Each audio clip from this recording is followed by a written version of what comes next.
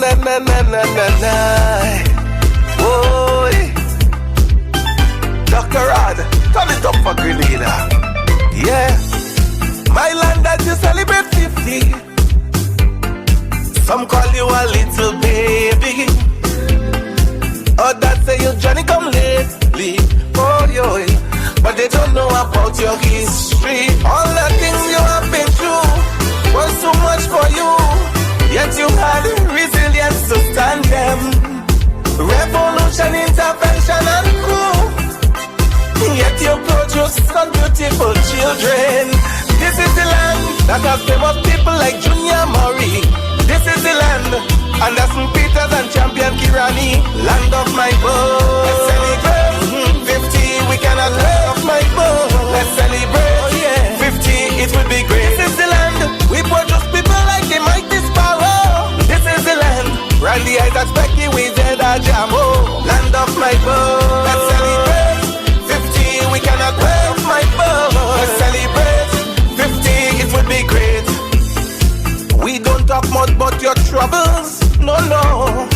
You have been through many struggles, that's true.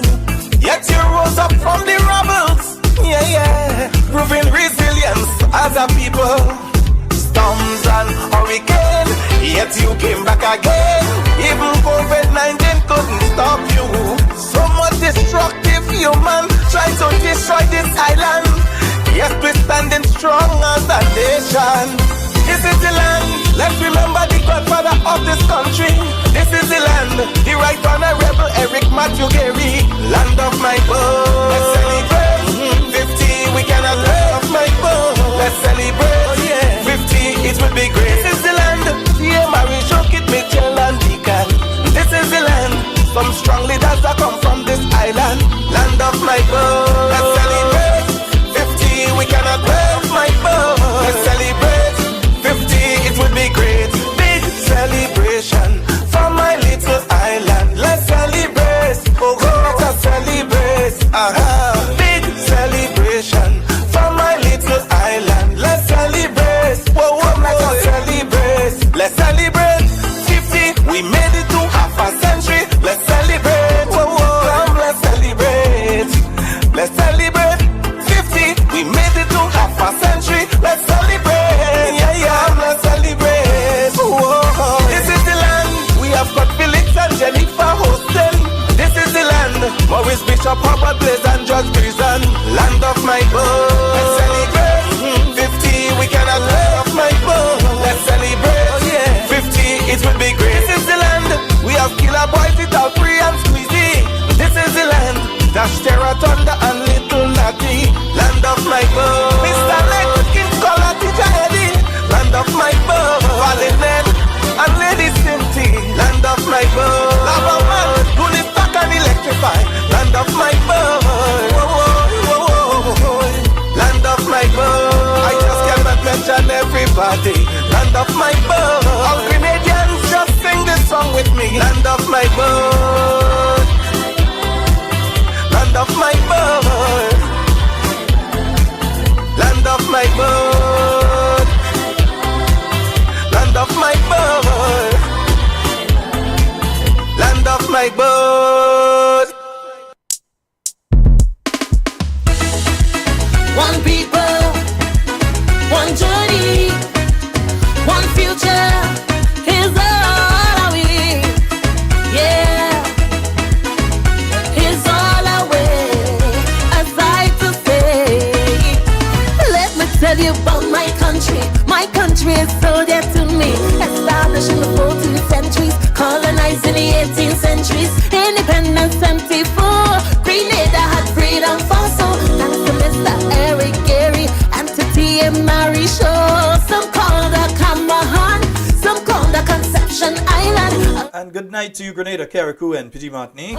Once again, it is time for Talking Points. My name is Sheldon Scott. I'm here with you up until the 10 o'clock hour. Just about the 10 o'clock hour. My sweet homeland. Hope that you all are having a fabulous night tonight and everything is going all well and okay for each and every one of you, yeah? My sweet homeland, my land, my sweet homeland.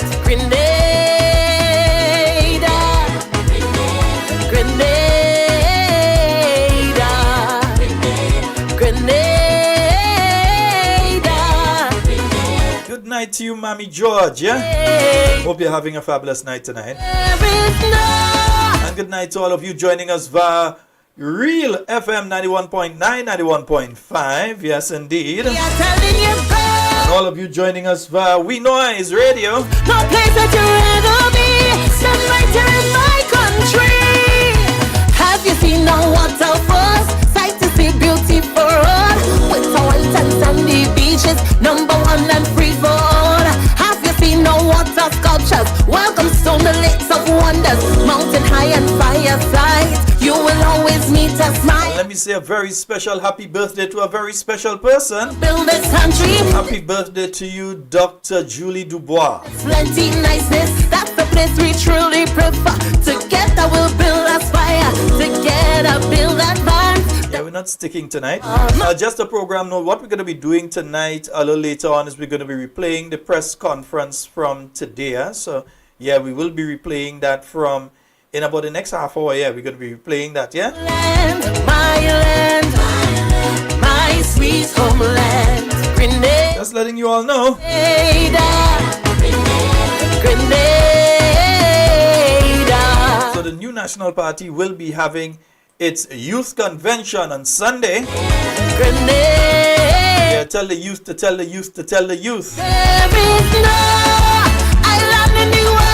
So come Sunday, the youth of the New National Party will be having their convention. Country, I'm telling you, go all over the world. Just so our good friends in the NDC know, that means that the New National Party would have had, at the end of Sunday's convention, 2 conventions. And they are yet to still have one since the year before. Eh? Yeah, remember, they were the ones talking about convention and who having convention and who's supposed to have convention and convention this and convention that and the other. So since they've been speaking about it, we need just to remind them they had no convention in the year 2024. The New National Party did. The New National Party will be having their youth convention come Sunday. So within the space of just really 2 months, 3 months, yeah, you're going to be having 2 conventions by the New National Party. My sweet homeland. And we know some of our good friends in the ranks of the NDC are becoming very afraid because of those developments. Grenada. And just in case you didn't hear last night, let me repeat it for some of you. Yeah, the NDC is basing their possibility of victory not on actually doing any work. They are basing it on the NNP beating the NNP. And I hope you all understand what I mean by the NNP beating the NNP. The NNP beating the NNP means that when election time comes, that you as a supporter of the New National Party do not go out and vote. The NNP beating the NNP means that you do not do the work now that you know is necessary so that when elections are called, that the New National Party stands in a position where they know where their voters are, they know where to get them, they know when to bring them out, they know what to do. Yeah? Many people, yes, yeah, I support this, that, the other. And when the time comes to actually do the work that is required by any serious political party, some of these people, you don't hear from them again. So I'm saying that there is work to be done. You can play your part. There is work to be done. And you need to play your part to ensure that when that time comes, the victory is secured. Yeah? You need to play your part to make sure that when that time comes, the victory is secured. Grenada. Ruth Chitterman, I see you, and Shane Ross there. Good night to both of you.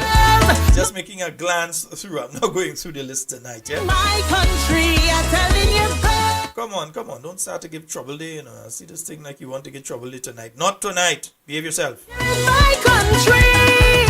Have you seen the waterfalls? Sight to see, beauty for all. With salt and sandy beaches, number one and free for all. Have you seen the water sculptures? Welcome stone, the lakes of wonder. As I said, today, the press conference of the New National Party, there's quite a lot that was discussed there, and we're going to play that for you in a short. Country, this is home, welcome to my place. Rain or shine, it's plenty niceness. That's the place we truly prefer. Together we'll build a fire. Together. Come on, stop glitching. Don't do that thing. Don't do that to me, yeah? My sweet homeland. Just keeping my eye on, my computer here is playing around with us tonight again. But every now and again it does that, eh? My land, my sweet homeland. Grenada. This particular computer, I think, making it 10 years, you know, so. Grenada.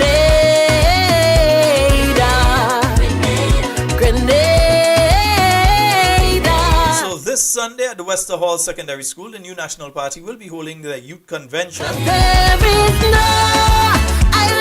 Again, that's 2 conventions, and the same people who was making noise whole year last year, year before. When NNP having convention? What we want to hear is when all you having convention. What we need to know is when all you having convention. Oh, let's stop on convention talk. So now, what happened to all your convention?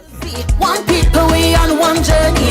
Head up high, walking with pride. And folks, don't take it for granted, because right now I can tell you, We've encountered all this one breaking down. I am seeing the NDC people out there in the constituencies trying to do their work, eh? Yeah, they are out there. So I know today up in St. Patrick, you had Dennis Cornwall and Tillman Thomas walking around up there in St. Patrick. I think they were in Hermitage today, innit? Trying to see how they drum up some support. My sweet homeland. See Dave Andrew trying his thing, going around, trying to see how they drum up support. Homeland, my land. Remember, elections are not going to be called by the New National Party. So you cannot be laissez-faire in relation to the entire issue. You have to ensure that you do the work that has to be done when that work has to be done. Yeah? We cannot be laissez-faire in relation to this. Grenada. Yeah, I think that helped the voice now, innit? Yeah. Higher, together taking it higher is all our way. We cannot be laissez-faire in relation to the work of the New National Party. Fire, We have quite a bit of work to be done, higher is all and we need to ensure that it gets done. right to say. Checking the voters list, those of you that can assist with that, checking the voters list, make sure that you're checking the voters list, you're going through it. My sweet homeland, my land. You're looking for all those folks who are on the list that should not be on the list. So you're looking for all those people who you know are not living there, but yet their name is on the list. Yeah? Grenada. And you're reporting all of that information to the persons who are in charge in your constituency. 'Cause there is no Whether the MP or the caretaker in that particular constituency, you're going to inform them as to what is taking place. country, I'm telling you, go. Also, you're looking for all the people that you know have died, and you're getting them off of the list as well, yeah? Stand right there in my country. All the people who have gone to the great beyond, you don't want them on the list still. You know, there are countries that people who have gone to the great beyond, people just vote in their place, you know. Future bright, let's You don't want them kind of thing happening, eh? Nice. trials we've encountered. All this one breaking down barriers. Grenada, the land of spice. No street like this forest. Also, we have to take note of the fact that the existing registration system, that kind of gone through. So they have to come with a new registration system, and let's see how the Parliamentary Electoral Office approaches that particular issue. Build advance, that's the motto. My land, my sweet homeland. My land, my sweet homeland. And folks, what we're going to do right about in the next 3 minutes, we're going to start playing the press conference from today. I'll be in studio, so when it ends, we'll have a conversation. I think we should have enough time to have a conversation. Eh? Nice, yeah. Grenada, Grenada. Together building a fire, together taking it higher is all our way. A sight to say. Together building a fire, together taking it higher is all our way. A sight to say. And let me say condolences to the family of Miss Hensia St. Ignac. of Pity Martinique, and she was a survivor of Hurricane Beryl. And she's one of 8 folks that were brought down to Grenada from Pity Martinican people, elderly, that were brought down to Grenada and seem to have been forgotten. Yeah, they seem to have been forgotten. 4 out of those 8 people have died already. Yeah, so Miss Encia, she died yesterday. And the other people, these are elderly people. They've lived their entire life in Carriacou, Pity Martinique. And these specific individuals are Pity Martinicans. They are in their later years now, and they would like to close their eye. If they have to close their eye, they prefer to do that in their place, not down here, in their place. But it seems as though they've been forgotten. So their family, for their family to come and see them now, their family have to take a boat, go to Carriacou, take a boat, leave Carriacou, come down to Grenada. From Grenada, they have to go get transport, get a bus, get a taxi or whatever, to go and see them. So you understand what their children and their grandchildren and their nieces and nephews and so on have to go through just to see them. And these people grieving. They want to go home. 8 of them came down. 8 came down. 4 have already died. The other 4 are asking, please bring them home. Bring them back up. Yeah? They're asking, please, to bring them back up. My goodness. Everybody knows. We all have a day that we have to go. We all have a time that we have to go. But the least we can do for these individuals is ensure that they do it in the place that they've called home their entire lives. They deserve that. Yeah? I find it to be a very sad situation. Nice? Yeah.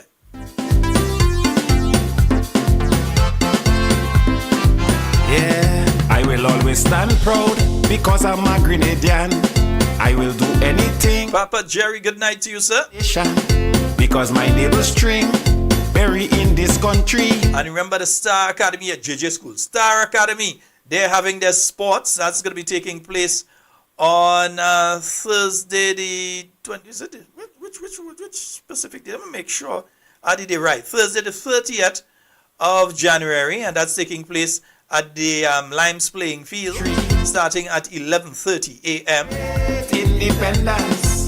So remember, that's the Star Academy. They're having their school sports, and that's going to be taking place at the Limes playing field next week Thursday. No, this Thursday. Next week Thursday, right? Nice, yeah.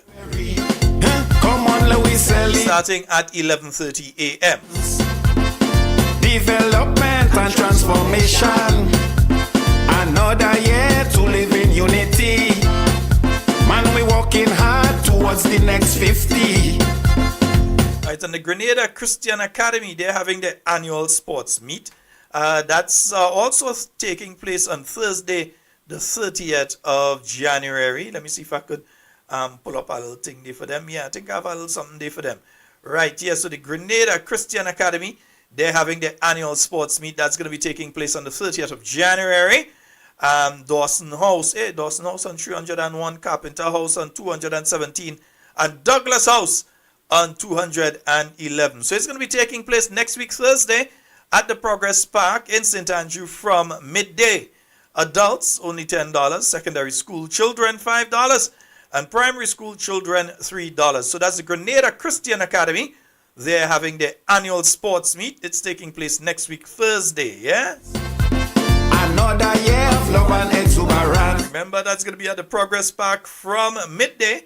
Adults $10, secondary school children $5, primary school children $3, yeah? Celebrate independence. And it's always good to go around and see the primary school sports and the secondary school sports. And I'll tell you why.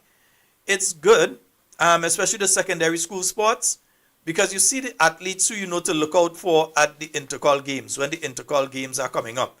You know, the island kind of goes a little crazy when intercall game come up. People start to throw talk for each other. The boys on the hill and everybody start to throw talk for each others and so on. The shipping, sailing, all kind of nonsense. I ain't taking part in that. I ain't go none of them. So, yeah, I didn't go any of those. Right? So, it's good to go to the secondary school sports because you get to see a bit of the athletes that you need to look out for later down the road. In fact, Sometimes you see our future Olympians. Yeah? Because the first time I saw, for instance, Anderson Peters, it was not at the Intercol Games, but at the St. David Catholic Secondary School Games. Yeah? And you saw him there and you know, boy, something special here. I remember seeing Kirani at GBSS and so on. So you saw all these people, these young athletes at that time. And even at the primary school level, you realize that there are some names that you hear at the primary school level, and bet your bottom dollar, in a number of years, you're going to hear them in an Olympic stadium representing Grenada. So go on out and give your support to the children. Whether it's the Star Academy that's having their primary school sports that's taking place next week Thursday at the Limes playing field from 11:30. Whether you want to go there and eats and drinks go be on sale and thing, yeah, just the playing field clean, right? Nice, yeah. But you can go on out there, support the children, support the schools, or the Grenada Christian Academy. Give your support to them. It's always important that we do that sort of thing and show the young ones that they have our full support. Yeah, we need to make sure that they know they have our full support. Sure, there is no arrogance, man, on this island. We love to celebrate. We dealing with love. We never deal with no hate. Why? Right, folks. So it's about time for us to replay our press conference from this morning. I'm going to do that right about now. And then at the end of it, we're going to be taking your calls and so on, because I know a lot of you were at work, you were busy today, you didn't get a chance to listen to the press conference.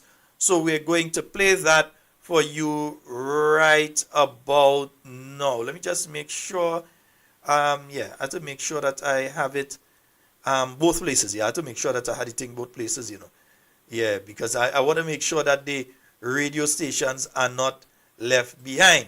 Yeah, we have to make sure that the radio stations, everything is okay with them as well. So let me just make sure that I get that. Come on, thing, don't do that to me. Nice, right. Yeah, and I hope that the glitch doesn't come up again that we've been having. So let me just make sure that I get both of them, and then we're going to go from there. And yes, I think there it is. Nice. Yeah, so let's go with the press conference from this morning. Good morning to everyone listening in Grenada, Carriacou, and Petit Martinique, and all the Grenadians abroad, and wherever you are in the world, tuning in to I love Grenada, he's no hip hop. My name is that concern Grenada, Carriacou, and Petit Martinique. We'll update you on our youth convention, which is upcoming. Our political leader recently visited the Sister Isles, post becoming the new leader of the new national party. You would get a report on that as well. Our post-convention report is also going to be shared by our General Secretary. And, of course, we're going to deal with matters that concern the nation in a very deep and important way. I want to say welcome to everyone, and our political leader is here with us today, as well as our General Secretary. Now, I'll get the ball off rolling. After our convention on December 15th, we have been heavy and serious at work. The party has been in overdrive, working to reorganize our organs, energize our soldiers, and ensure that the new national party is in a position to be ready for a general election and to rescue Grenada as soon as possible. Now, one of the mandates was to ensure that we have our youth officers elected and in place. So, coming up on Sunday, the 26th, general election and to rescue Grenada as soon as possible. Now, one of the mandates was to ensure convention. At that convention, we are going to elect the youth officers who are going to be tasked with the responsibility to aggressively do the important work to stimulate, engage, energize, mobilize, and bring the youthful energy of Grenada, channeling it. Okay, folks, I think you all are hearing it double, and let me see if I could solve that problem. PM. 2 to 3 thereabouts, we do our registration process. We start at 4, entertainment, engagement of youth. Over 150 delegates from each constituency is expected at. Okay, I think I know what is happening, and oh no, boy, if I try it that way, it's gonna happen still, yeah? Mandate to ensure that young people are engaged meaningfully in everything that happens within the new national party.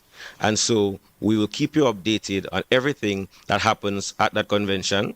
And I must say here as well, before we move on to the next piece, that we know that there are young people in Grenada who are not brave and bold and may want to align with the party publicly for fear of victimization. And therefore, we are also working on alternative means and programs to be able to engage each and every young professional Grenadian in Grenada. Yeah, I think I'll solve that for you. I think I know what to do. And to support the work of the party. I mean, since the convention, our political leader and members of the party have been bombarded with calls from all over. Many young people who we have never thought would have been interested in representing and supporting the party are reaching out. And therefore, we have a responsibility to create alternative pathways for them to engage the party and to contribute. So that's it in terms of the youth convention. I now hand it over to our General Secretary, who is going to share the post-convention. Okay, folks, so what I'm going to do here is I am going to have to take it from another source. Yeah, let me take it like this. And our political leader is here with us today, as well as our General Secretary. Now, I'll get the ball off rolling. After our convention on December 15th, we have been heavy and serious at work. The party has been in overdrive, working to reorganize our organs, energize our soldiers, and ensure that the new national party is in a position to be ready for a general election and to rescue Grenada as soon as possible. Now, one of the mandates was to ensure that we have our youth officers elected and in place. So, coming up on Sunday, the 26th of January, at the West Hall Secondary School, the new national party is going to be hosting our youth convention. At that convention, we are going to elect the youth officers who are going to be tasked with the responsibility to aggressively do the important work to stimulate, engage, energize, mobilize, and bring the youthful energy of Grenada, channeling it into the party to get the work done. Now, that event is going to start at 2 p.m. 2 to 3 thereabouts. We do our registration process. We start at 4. Entertainment, engagement of youth. Over 150 delegates from each constituency is expected at that event, as well as many other observers. It underscores our critical mandate to ensure that young people are engaged meaningfully in everything that happens within the new national party. And so we will keep you updated on everything that happens at that convention. And I must say here as well, before we move on to the next piece, that we know that there are young people in Grenada who are not brave and bold and may want to align with the party publicly for fear of victimization. And therefore, we are also working on alternative means and programs to be able to engage each and every young professional Grenadian in Grenada who would like to contribute to the national discourse and to support the work of the party. I mean, since the convention, our political leader and members of the party have been bombarded with calls from all over. Many young people who we have never thought would have been interested in representing and supporting the party are reaching out. And therefore, we have a responsibility to create alternative pathways for them to engage the party and to contribute. So that's it in terms of the youth convention. I now hand it over to our General Secretary, who is going to share the post-convention report and let you know all the exciting things that have been happening in the party post our convention in December 15th. Thank you. Thank you very much, Kitaka, and a very pleasant good morning to our listeners wherever you are, whether in mainland Grenada, Carriacou, Petit Martinique, or the rest of the Eastern Caribbean, the wider world. These days, because of the technologies that we can employ, no place is too far. to witness what is happening in another part of the world. So thank you for that. In terms of where we are post-convention, as most of us is aware, our convention was held 15th December at the St. Andrews Anglican Secondary School. And fairly new executive was elected. Some people like myself and a couple others have been returned to the positions we were holding before. And there are many other young persons. Kitaka is one of those, very youthful as the new PRO, and several other young people who had gained positions as full members. But most importantly, we had elected a new political leader in that of Honorable Emmeline Pierre. A lot of people are interested in what are we doing, where are you going, what has happened since. And I can tell you, we have been in fast forward. I have been a driver for quite a lot of years, and normally you would move your vehicle off in number one. I believe since convention we had moved out in probably third gear, or maybe fourth. I don't think we ever hit number one. But that is not a complaint. It is just the reality of what is happening. And the political leader has set for us an agenda. There's a strategic plan, which I believe she will speak a lot more of, which was laid out to the national executive, was adopted, and now is being rolled out throughout the constituencies. So from then to now, we have had that plan done, the 2025 strategic plan. There have been several committees set up to ensure that we can activate the plan, because we just didn't want to have a plan and say, oh yeah, it's a wonderful plan, things look good. To know that the plan is good, we have to activate it and test it. And so we are on the ground doing various things. For example, the vision tour with your political leader is ongoing as we speak. We have had 3 such meetings since. The intent is to go into every constituency with the vision tour and explain to the people what is the vision of our new political leader, and not just what is her vision, but what is our role. How do we participate as constituents, as supporters of the party, as newcomers into the party, as people who may be standing on the sideline, but recognizing and understanding the vision that the party now has, that you would want to be part and parcel of it. So we're explaining to people what role can they play, how can they help, what can you do, as small as it is, to make your contribution towards ensuring that the vision materialize. She's been doing a lot of visits, and we know just recently, last week, there was that visit to Carriacou and Petit Martinique, the walkabouts, the meetings, the engagement, which, of course, political leader would say more about, and ensuring also that in terms of party organization, now, the General Secretary has great responsibility for that, and we have always been working on that, but there is a greater force, more energy. People are just enlightened and wanting to do more, and the fact that we are out there and engaging, we're getting a lot of calls. We're getting people saying, look, I want to be on board, tell me where I can help, tell me what I can do. So in a nutshell, I want to say that since election, the party, like I say, had been in fast forward. We have been doing a lot. There's a lot more to do, and that doesn't say, or that doesn't mean that we weren't doing any work before. But I believe now, from 40 years ago, when the founding fathers created and this party, when 3 political parties, smaller political parties, joined together to create the NNP, there was a vision, and there was a pathway that was laid down. And as time went by, maybe we deviated slightly. I don't think that the fundamental principles of the party was changed.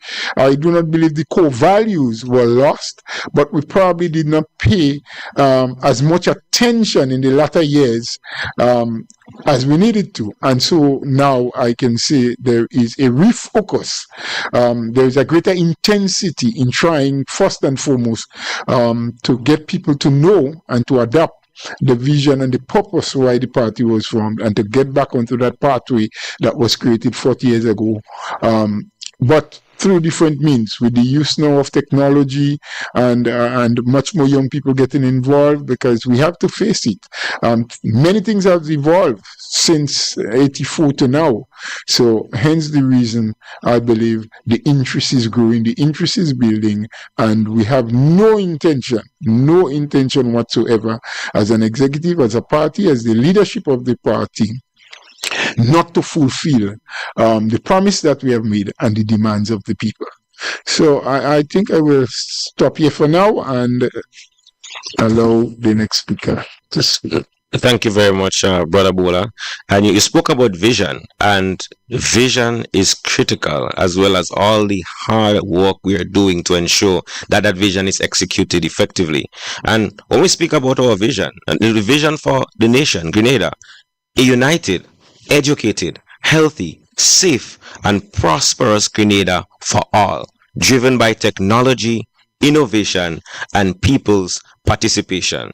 And as Brother Bola said, the work has been ongoing with vigor because we are connected to the community.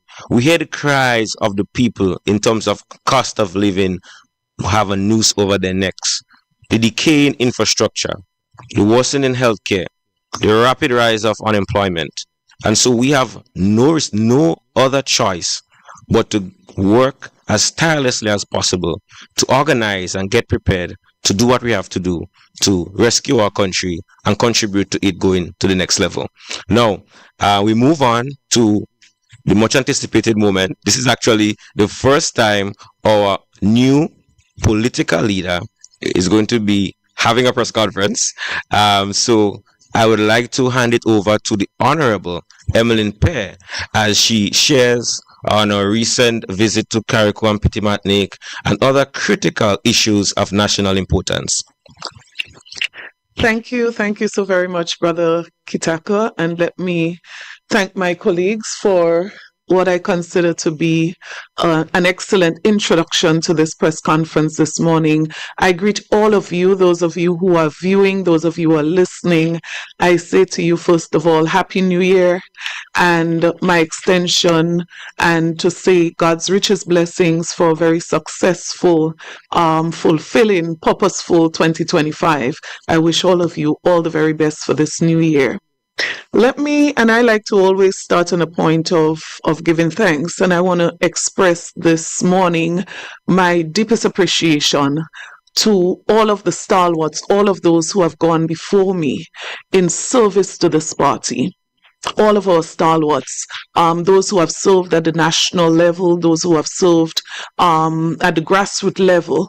I want to say a special thank you to all of you for your service to the New National Party and the New National Party family. But I want to single out this morning those stalwarts who have toiled and labored over so many years in the vineyard and continue to do so. Many of them I met when I joined this party as a baby, a political baby, I would say 20 years ago. I want to recognize this morning persons like Brother Gregory Bowen, Sister Clarice Modest Cowan.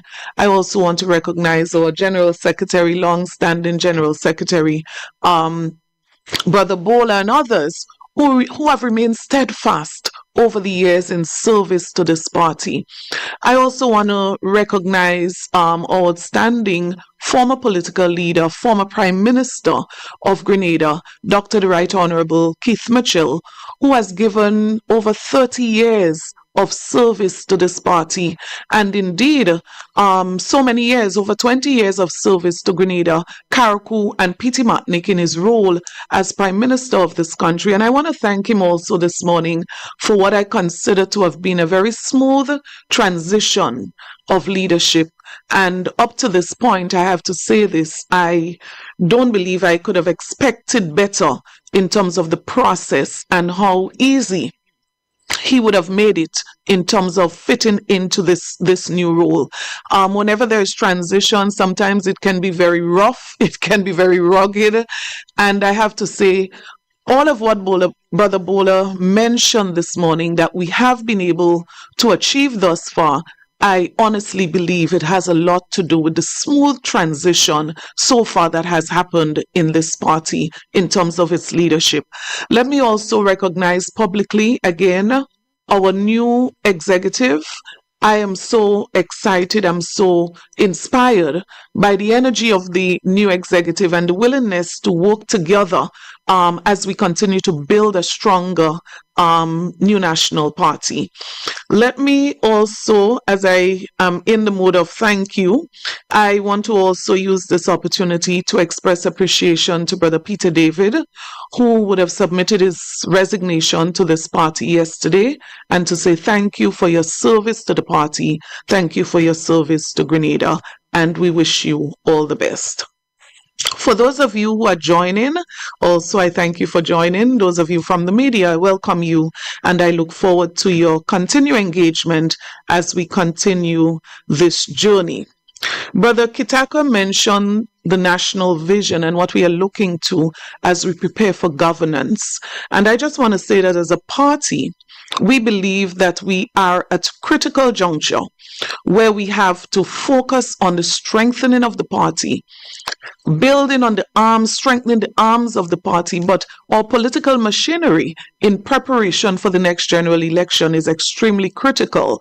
But what do we see down the road, I think, is also very critical. As a party, we are looking towards maintaining the strength of this party. There's absolutely no doubt that if you're speaking about a strong organization in Grenada, an organization that has served its people well, an organization that is resilient and has been through so much but still stands so strong, you talk about the new national party. And so for us, our vision is that we want to continue to be a very strong, united party that is built on a legacy of visionary leadership, progress, a party that is committed to all of its supporters and members, but a party that is committed to a better Grenada for all Grenadians.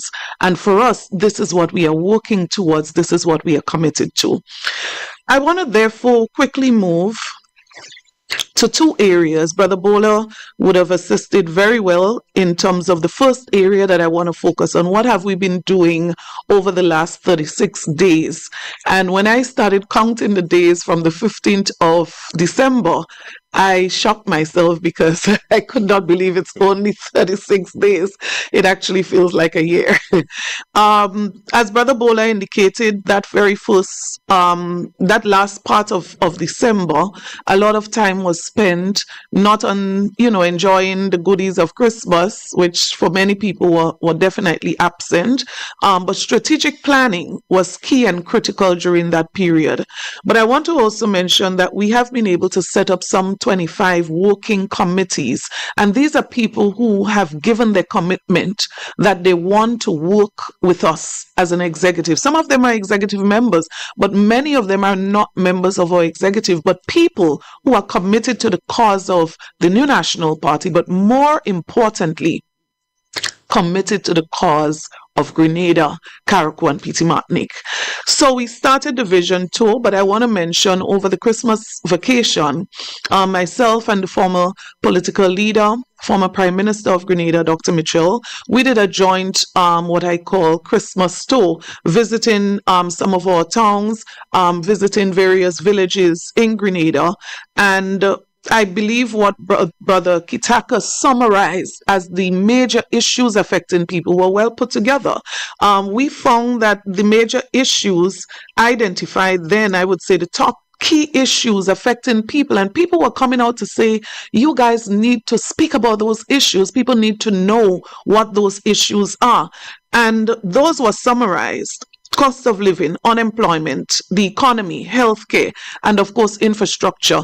Not just the current road condition that is deplorable, but also major projects, the tremendous delays in major projects, and how all of those things, how people, because it's not just the issues, it's how people are affected by those issues.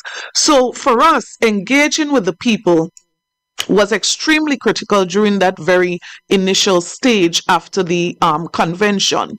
We started immediately looking at the issue of rebranding of the party. And of course, as we continue to roll out, that exercise is going to expand and is going to involve far more people as we look towards a better Grenada for all. Now, I want to move quickly to speak about Carriacou and Petite Martinique, which was one of the things, a visit to Carriacou and Petite Martinique, which was one of the things that we were able to do within those first 35 days.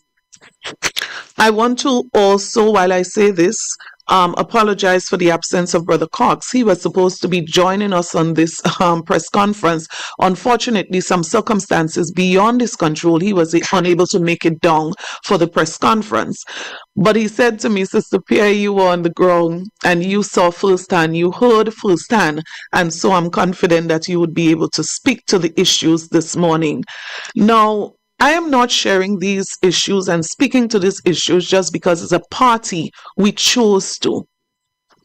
One of the things that was common as we moved across Petite Martinique, as we moved across Carriacou, that people saw the New National Party as their voice.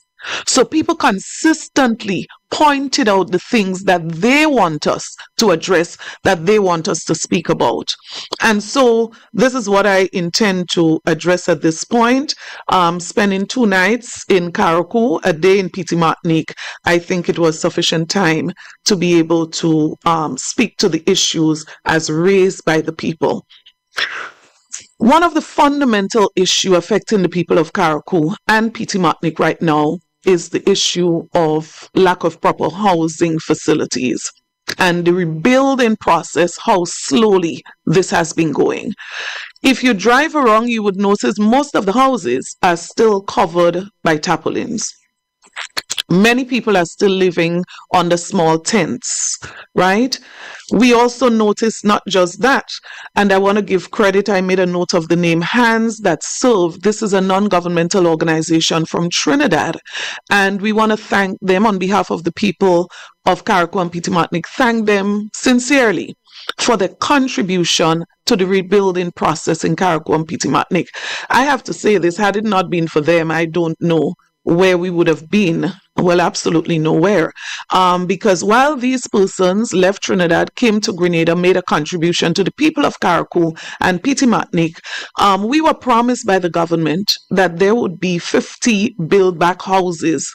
And these are houses to be constructed by the government. So we were told that those houses were going to be completed and handed over by Christmas. As a matter of fact, there were some other more ambitious numbers. I was really shocked to learn while in Carriacou that not one of these houses have been handed over as yet, not one. So any house that has been handed over would have been from the contribution of this NGO, this organization, and we need to remember their names just as we remember Samaritan Purse, right? Hands That Serve. And we want to say a special thank you to them and to all of those persons who have been part of the process. Some months ago, and probably as early as maybe October, I stand corrected on this, I reported publicly the status of the rebuilding process in St. Vincent. I don't know what would have prevented this administration from moving ahead swiftly to bring relief to the people of Carriacou and Petite Martinique in the form of housing. And so this morning there's been so much excuses made. While yes, there has been some families receiving $15,000 in housing materials, and not well. I believe this was a knee-jerk reaction because the government themselves said initially that they were not going to take this approach in terms of giving out material because they wanted to build back better. And we loved that. We supported that. We had no issue with that.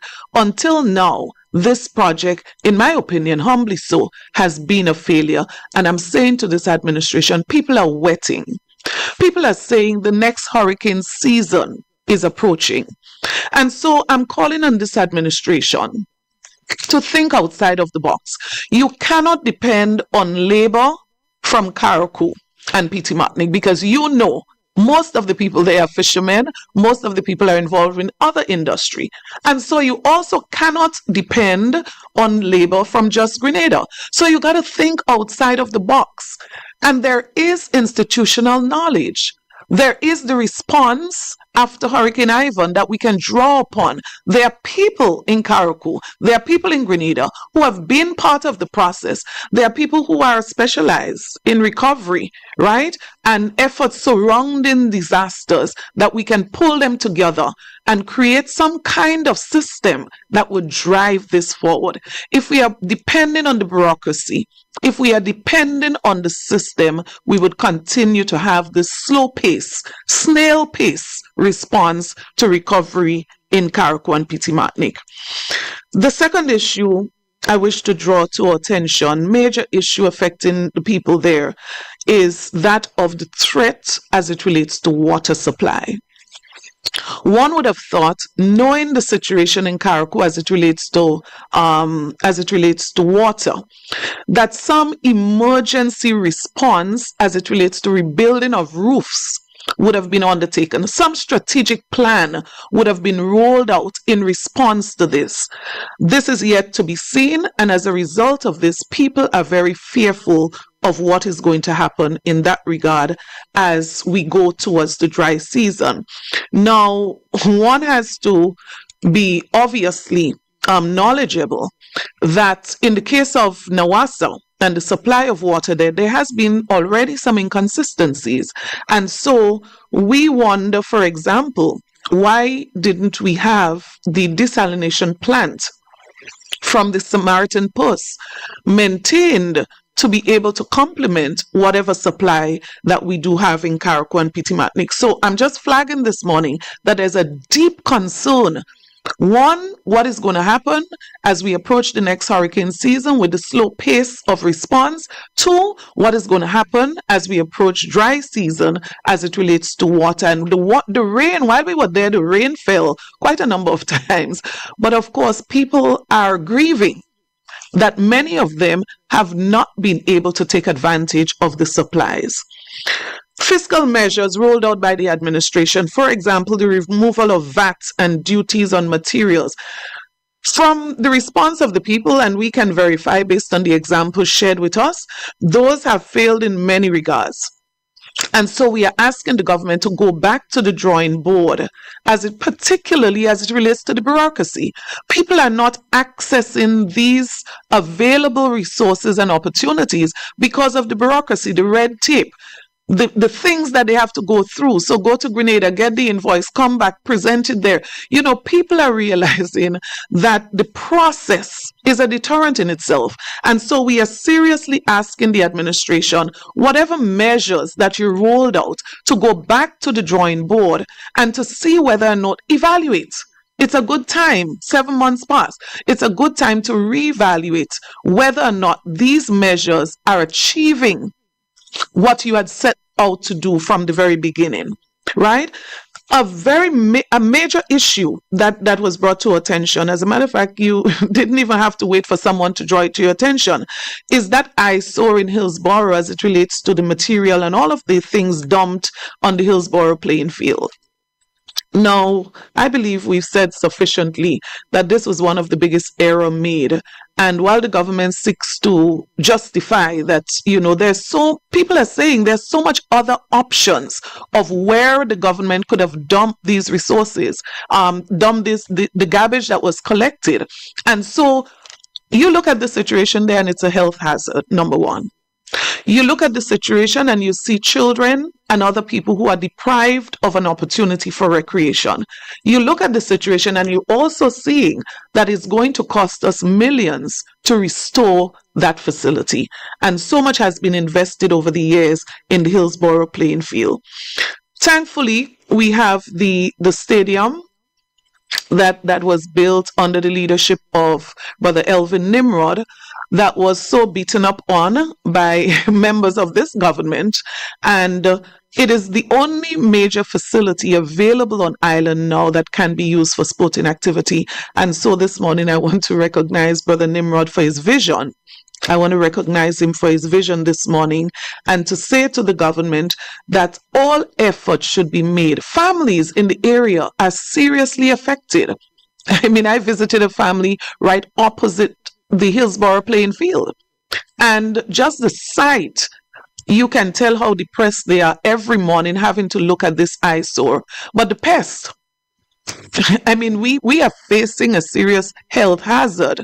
And so I'm appealing to this administration, after 7 months, something more must be done to address this particular issue.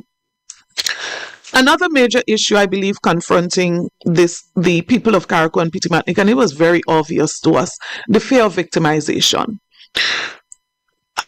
I could not believe it. I could not believe it. And the videos are available for verification. The photos are available for verification. I had one situation where someone ran to hug me. I almost fell off the chair. And immediately after that individual noticed that there was a camera, she was almost begging, please do not post it because I do not want to lose my job. There's a real fear. People do not want to talk about their situations because they are fearful of victimization. People do not want to. One person was afraid to even shake my hand. She said, please, please take down the camera. I want to give you a hug, take down the camera. And that really concerned me. There are those who, and you would have seen, those who understand their constitutional rights, those who understand that there is still a need for people to it's just unfortunate. And I'm thinking we got to this point and we got there so quickly. It is so unfortunate. And I want to appeal to this administration, please, whatever you can do to assure people that they can live freely, they can speak freely in accordance to our rights protected in the Constitution. I encourage you to do that. Fishermen. Many of the fishermen we met still have not received support, right? As we were counting, some 40 fishermen. And what was interesting is that many of them were pointing to people who received assistance that were not deserving of assistance. So in some cases, they did not even have any damages, but they received assistance. Persons appealing for support to get their loved ones back home. So there are still persons who have their loved ones in homes in Grenada because their roofs are still off. Elderly persons in the various homes here, I don't want to express some of what was shared, but I want to appeal, is there a way that we can get back more families to connect with each other? People are grieving, not being able to see their families. And of course, the issues of poor management and allegations of corruption, the distribution based on political affiliation, all of those issues which were raised, I want to appeal again to the administration this morning. In case you're not aware, just in case you're not aware, please look into those issues because people are severely affected. I want to close by saying, as it relates to our organization, I mentioned that we are in the process of doing some serious rebranding, some serious strengthening of our structures, etc. And as Brother Kitaka said, it has been overwhelming. It has been overwhelming. The number of people coming forward to express interest in being part of this process. But what stood out to me most during this process or period thus far, people who have said, I don't necessarily want to be part or member of the New National Party, but I want to see the New National Party succeed because I believe the New National Party is best for Grenada. And so some of these people have already pledged their support, and others have already started working with our team to help this party to continue to grow, to continue to be a strong advocate for our people, and to be ready whenever the next general elections is called to be at the service of our people of Grenada, Carriacou, and Pitimatnik. So thank you. Thank you so much, political leader. And yes, she's working hard, and we're ensuring we're giving her sea moss and things to drink every morning. So, so she's still strong and healthy. Before we move to the question and answer period, in terms of critical matters, I have some questions to ask on behalf of the people of Grenada. Because remember, we as the new National Party take our responsibility very seriously. We are the conduit for which the people of Grenada express their frustrations and their issues, because we have a government in power right now who does not see it fit to engage with them in a frequent manner to facilitate that process. And we assure you that, as you can see, at the start of the new year, we are already engaging with the press, and we'll continue that as we move through 2025. Critical question hitting my inbox and hitting my ear in terms of moving around the community, and all these questions has to do with money, because it's very critical. The cost of living is crippling people, and therefore they are looking at how the government is spending our very scarce resources in these hard times. So first thing, when will the government of Grenada provide a detailed and transparent report on how the funds allocated for the Grenada's 50th anniversary celebrations were spent? The people have a right to know how their money were utilized. We are approaching the 51st celebration, and based on my preliminary calculations of what has been made public, we are only at a 1.8 million EC, and we've heard massive figures of in excess of $22.5 million being allocated for the celebrations. We heard about Heroes Park and so many other things, and the people have yet to see those things materialize or be given any serious support. And so I'm asking this question on behalf of the people. The second very critical question that ties to some of the very sad things that the political leader shared in terms of findings from Carriacou is the CRIF insurance payout. The nation was informed that over 118 million EC dollars was received from the CRIF insurance payout. Now, can the government provide a clear breakdown of how these funds have been utilized and why there has been no public accounting to date? Second point to that insurance and CRIF and burial and so on situation, I could recall following Hurricane Beryl, the government launched a public campaign urging direct donations to the government of Grenada.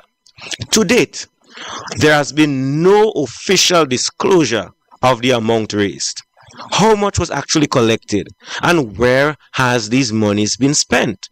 Grenadians deserve full accountability. Even if you have a GoFundMe account, you can see the transparency of the money going up to the goal.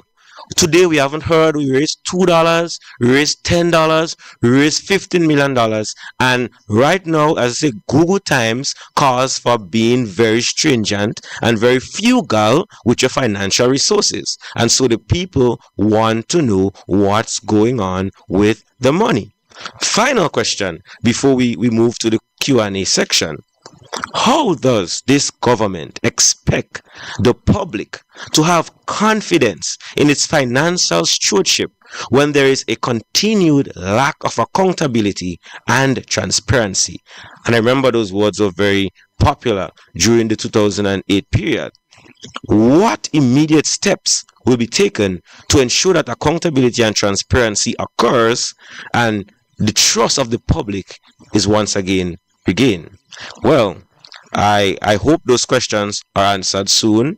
We've heard many promises of press conferences to update us on oil and gas and so many different things, and it's yet to happen. We still await a budget for this financial year. It's almost a month in, and so we are here.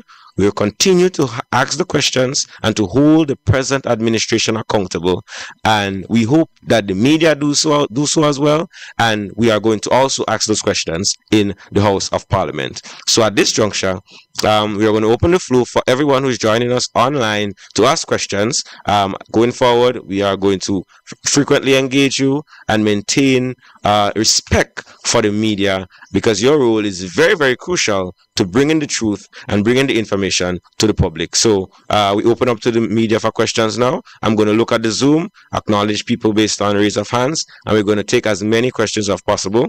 We're going to run through at least everybody asking at least 1 to 2 questions, and then we'll see where we're at in terms of time. So people on the Zoom, I'm looking for your hands. I see we have Kalistra Faria there. So technical team, you can let her in, and then we have Linda Straker to follow up.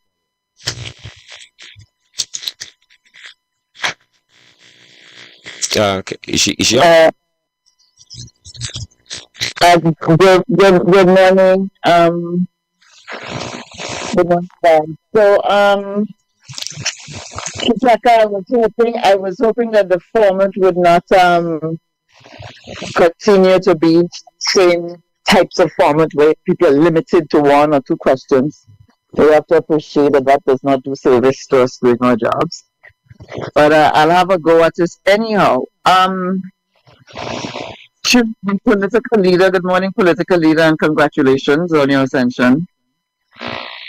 I want to know, you're presenting you and your team as the rescue team for Grenada. I want to know, based on the results of the last elections, people voting against the NNP and its policies, what are your new plans to convince the people to support the NNP, apart from the critique of the government's performance? You can ask another question as well. The second question as well. I'd be happy to ask the other one after. Okay, no problem. Okay, so thank you, Kalistra. And let me say that I don't believe that it's just about the rescue team. I think our party has demonstrated time and time again. We've always been there for this country in tough times, difficult times. And if you go all the way back from the very inception of this party, rescue mission is a word that or term that definitely would stand out in terms of what we're going to be doing to build the confidence of people in this party. I would say, number one, the issue of inclusivity. We have been reaching out to quite a number of persons. We have been engaging quite a number of persons, maybe persons apart from even persons who are coming forward, because we want to make it abundantly clear, this is not just about Team NNP. This is also about Grenada, Carriacou, and Petit Martinique. And we believe that everyone who wants to make a contribution to the building of this organization, to the building of Grenada, has a role to play in this process. You called it the rescue mission. So that process of inclusiveness is very critical as we go forward. But I believe the whole issue of strategic planning is also very critical. Where do you want to go? We have a technical working group that has already started looking at some key areas of governance. What are we going to do different, right? It is not just about getting back into office and continuing, but how do you build at this point a strategic framework that is going to take you there but very critical, I want to say, the involvement of people in the process, and that is going to be extremely key. How do you ensure that people are part of this process of going forward? So the issue of strategic planning, the issue of inclusivity, the issue of how do we build a Grenada that is for all Grenadians, and that plan concrete enough that people can see where are we going, what is going to be different as we go forward. We have achieved so much as a party in government. I mean, our record is extremely outstanding, I would say. And so we are building, as I said in the vision, we want to build on that legacy of success, right? We want to ensure that our forefathers, those who have gone before us, that they're extremely proud that we took this baton, we are running this race, and we are running towards success. Yeah, so there have been resignations, 3 resignations also. I think 2 senators have resigned, and of course Peter David. Have you, I think in a way it has the potential to create instability in the party, in the minds of people, the electorate. How do you intend to address this issue of an NNP that seems to be wobbling politically wobbling under your leadership. And rescue mission political leader was is the NNP's term, not mine. Rescue team. And also, let me just pick a third one in here, Kitaka. Sorry. I want to know if you're comfortable sitting as a political leader and prime minister in waiting when Peter David, the opponent, pulled out, crying foul. He raised some serious doubts and questions, accusing the NNP of rigging the convention. And he talked about a delegates list that was never made available to him as one of the contenders in the race. So the list is suspected that the list includes people who were not supportive of him and so on. Are you comfortable sitting as a political leader under that cloud and that shroud and the resignations? Thanks. Okay. It's a long time I have not heard the adjective wobbling. Now, it's 30-something days, Callistra. 36 days, Brother Bola is saying. And you've already defined my leadership. But let me say this. Resignation in any organization is quite normal. People resign, people ask people to leave. We've had a case in the government where the government asked 2 members of cabinet to leave, according to the report from the government. So resignations are quite normal. You say we've had 3. That's quite normal. It has happened in the past. It happened recently, and I'm almost certain it probably could happen in the future, because when you're dealing with people, you have to understand that every person is entitled to their individual intentions, their individual desires, their individual interest. You have to respect that. So if a person chooses to resign, you don't want to beat up on them about that. That's their right to so do. You no longer want to be part of the organization. That is okay. Which is why in my introduction, I thank Brother David, and let me add, thankfully you reminded me here, any other person in the past who submitted their resignation to this party. We're thankful for the period of time that you've served here. We're a party of love, and we hold no animosity. We hold no grievances. You've chosen a path, and we wish you the best on that path. But we are a party that's resilient, very resilient, and that's what I admire about the NNP. While you were speaking, it actually just flashed back to me a period in this party's history when we had a member of cabinet. We were serving in government at that time. I wouldn't mention names this morning, but I'm quite sure you're familiar with the history. A member of cabinet resigned, and I believe everyone thought that was the end of the government and the party, right? And what was the result? NNP came back 15 seats after that resignation that was viewed as extremely critical. We want everyone to stay. Get that right. We want everyone to be part of this family. But just like, your own home, a sister decides she's leaving home, a brother decides he's leaving home, what do you do but support them in any way you can, give them your blessings, and you continue to ensure that the family functions. And that is what we do as the NNP family. So there's no animosity. We wish everyone all the best as we move forward. But we are a very resilient party. Very resilient party, and we continue to build on that legacy of resilience and strength. The other one, as it relates to how comfortable I feel in this position, absolutely. I mean, the issue of winning and holding this position is not even the factor. It is the overwhelming support and encouragement from supporters, people who are not supporters, people who are encouraging. I want to be part of this. I want to contribute. How can I contribute? It's almost difficult. The PRO will tell you that. It's almost difficult to keep up with the requests for meetings, the requests for engagements of one kind or the other. So I have to say this also, Callistra, as it relates to the complaints that you indicated that were made by, I would say, my colleague and friend, as it relates to the delegates list. Let's make that abundantly clear. No one in the party who aspired for the position of this in this party as political leader was given a delegates list. It is not normal It is not the norm. The General Secretary is right here. So anyone who gives you the impression that it's a normal thing that every person contesting gets a copy of the delegates list, then that's absolutely false, right? And so if you ask me what I did to engage, I'd never waited on a delegates list because this is not normal, right? What I did was to get out there, find the key supporters in every constituency, reach out to persons who I know had connection with people in constituencies, and everyone was free to do that. And what you do, you engage, because, I mean, common sense would now tell you that all delegates would come from key supporters in constituencies. So that was the framework, if you want to call it that.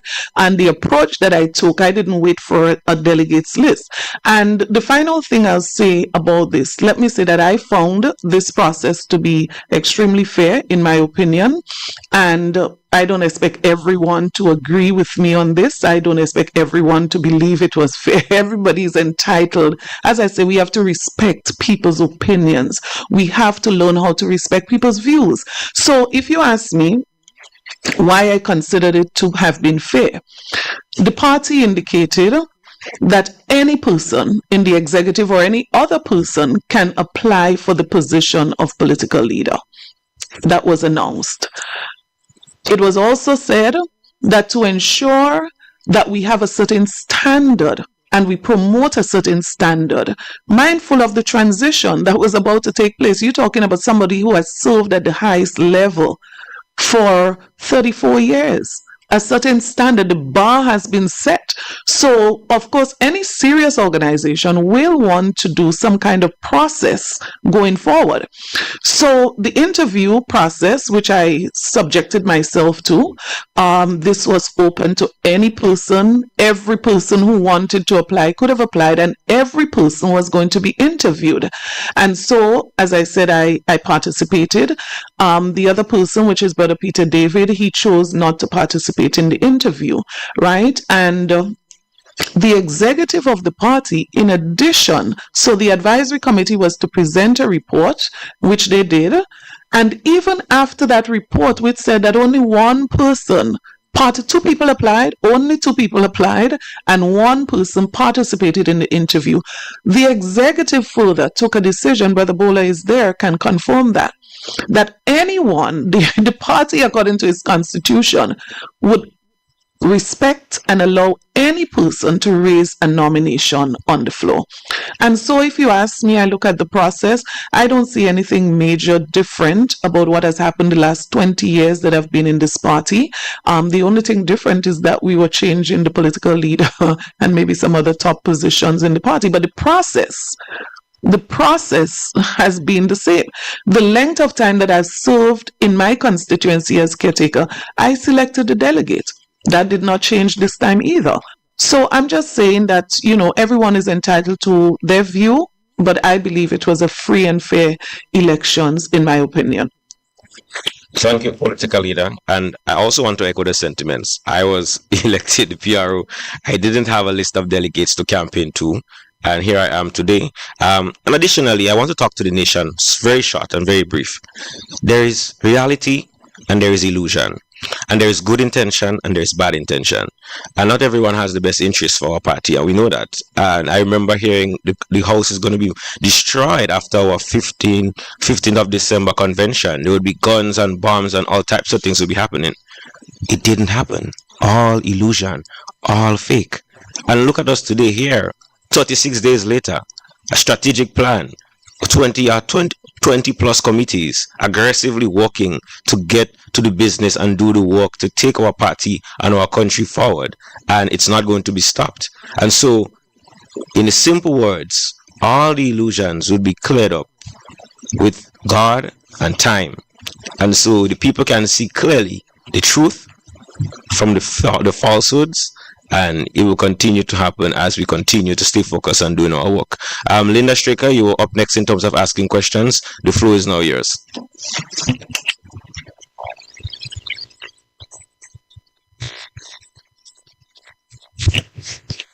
Technical team, yes. Yeah. Linda, can you hear me clearly? Yes, I can hear you clearly. Can you loud and clear now, Linda? Proceed. Good morning to you and everyone at the head table. I have a number of questions, starting with what you announced that Sunday coming, the 26th, will be the youth convention, and 150 delegates are expected to gather at the venue. Can you tell us whether or not there will be a guest speaker, for whether local or foreign? What is the theme of the convention, and some other matters, other important things associated with that convention? My first question to the political leader. In her presentation, she mentioned two things: that there are 25 working committees established since the December 15 convention, as well as the party's intention of rebranding. Can she explain further what she means by rebranding, and list the type of committees that has been set up? Okay, thank you, Linda. So first question, if I have it clear, is guest speaker. Well, interestingly, I was tasked with the responsibility to be the guest speaker at that particular convention, and I would do an address on the role of youth in national development. So it's going to be all local in terms of that. In terms of the theme for our convention, say that again? Yeah. So we having our convention under the same theme of our last convention. Did I miss any other question? In terms of other people that's going to be there, we're going to be having a presentation by Christopher Diali Jr. On the NNP Young Professionals. We're going to be launching Young Professional Network. He's chairing that committee. He's also going to be there to share on that.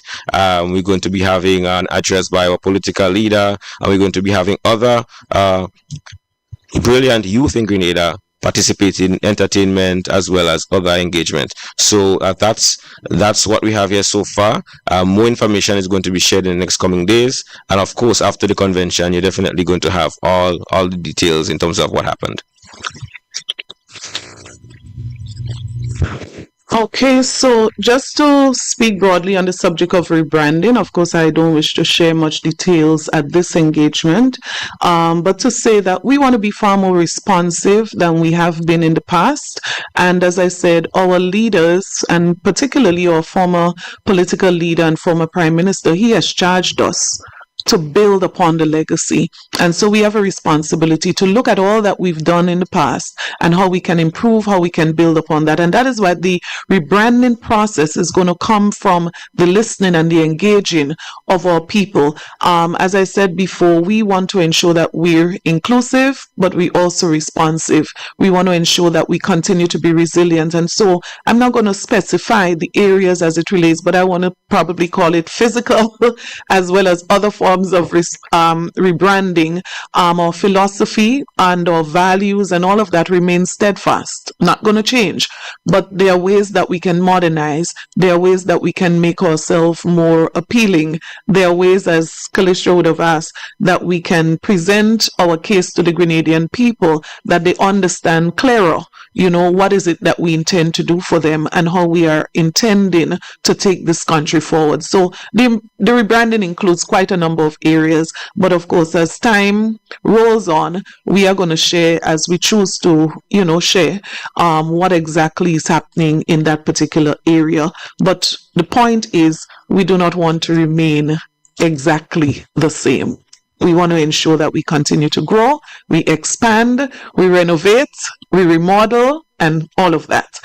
In terms of the committees, just to give an idea, so we have women, we have youth, we have the young professionals, we have professional women, we have welfare, zonal committees, disciplinary committee, the NNP Institute, the diaspora. There are quite a number of committees. As I said, the strategic, quite a number of technical advisory, technical working, quite a number of committees, and I'm sure you don't have a lot of interest in those details. Okay. Thank you, political leader. Before you go forward, Linda. What's that question? Oh, Linda, you'll get that question. Just one very important thing I need to do right now as my rapid response unit who's been monitoring social media just send me something very disturbing that I need to dispel immediately. So, as I just spoke about it, people who don't have the party or the nation's best interest of heart, and is always sowing seeds of propaganda and fake news. Recently, I just saw resignation of Honorable Kate Lewis circulating using our official statement graphics circulating, and so my rapid response team sent this to me immediately, and they're like, hey, this needs to be announced, so I'm putting it out right now. That's absolutely false, absolutely fake. It's an illusion. It's has no purpose other than to deceive the people of Grenada and to contribute to false narratives. So the Honorable Kate Lewis has not submitted any resignation to the New National Party. And so let's get back to the business of the day. If I can probably just add to that, and well, you should add that we're not wobbling at all. Let me just add to that. Sister Kate was with me last night, as you can see from her Facebook post in, where were we last night? Holy Innocent Ladig.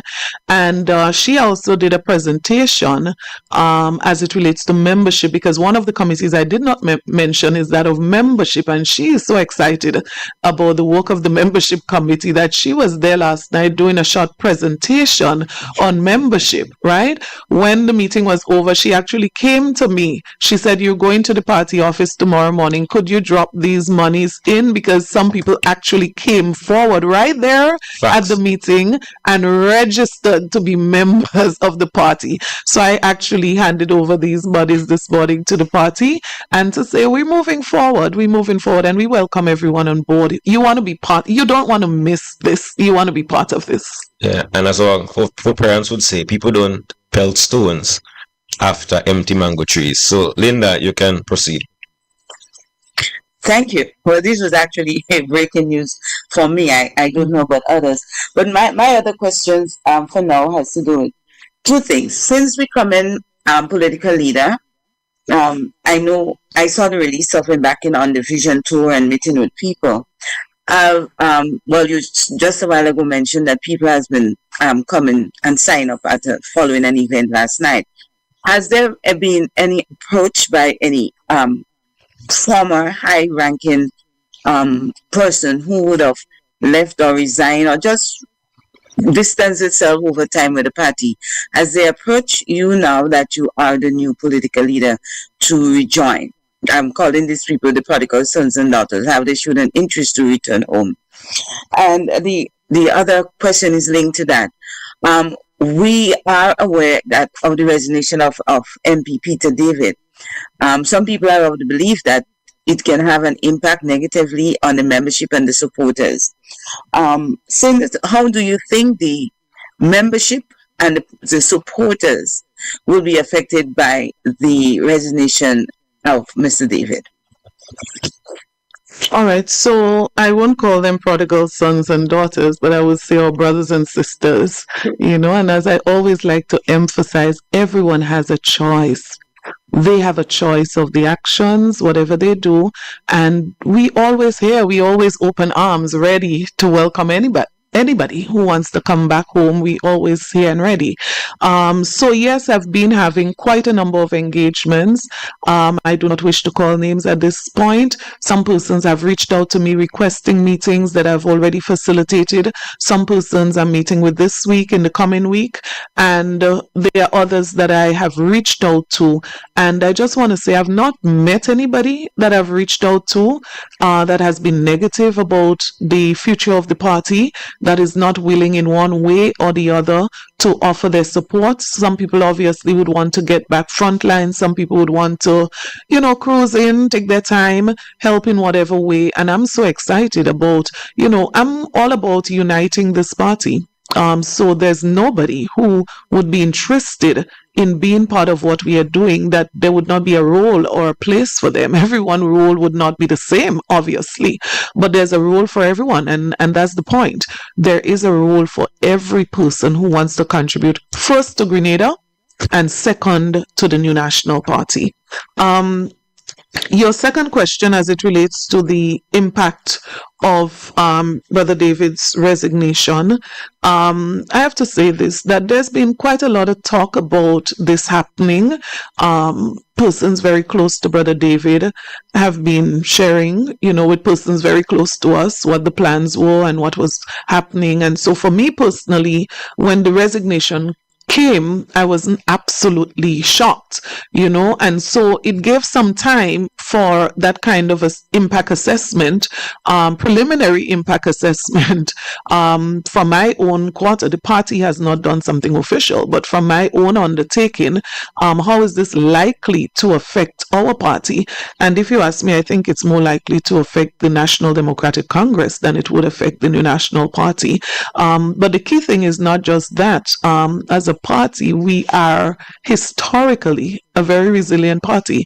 Let me just say that I was even shocked at the turnout of supporters from the tongue of St. George at our convention, even when Brother David indicated that he was not going to be there and his supporters were not going to be there. Quite a number of persons, some of them you might even recognize in the photographs, where people came up after the convention to greet me. And so we are going to continue to build this party. We are going to continue to work with anyone who wants to work with us. And as I hinted, some years ago, one of our members decided to resign. We did what any serious organization would do. You strategize, you do what has to be done. And as I said, the party at that time, well, I said I was mentioning the day, but Brother Fletcher's resignation after that was able to win all 15 seats. It was a snap election. People thought that was the end. There's no way NNP was going to bounce back or win a next general election so quickly. And NNP won 15 seats. So as I said, we thank Brother David. There's no hate, there's no animosity, but we have to move on as an organization, and we are doing so rapidly. Before we move on to the next question, our history shows inclusion. I mean, we would have been able to win 15 seats on 3 occasions. We are only able to do that because we have the secret sauce of being able to bring people from different views and ideologies together to work for the benefit of the country. Our social partners network has guided our policy developments over the years. So it's nothing new for us to be able to unify and bring people together. And it's just going to be business as usual, continuing in this new era of NNP. On the live, we have Johnson Richardson. I think you're up next to ask your questions. And in the interest of time, I think we're just going to do one more from maybe anybody else who was there, and then we can move on because we are approaching our time very quickly. So Johnson, the floor is yours. Thank you very much. Thank you very much for that.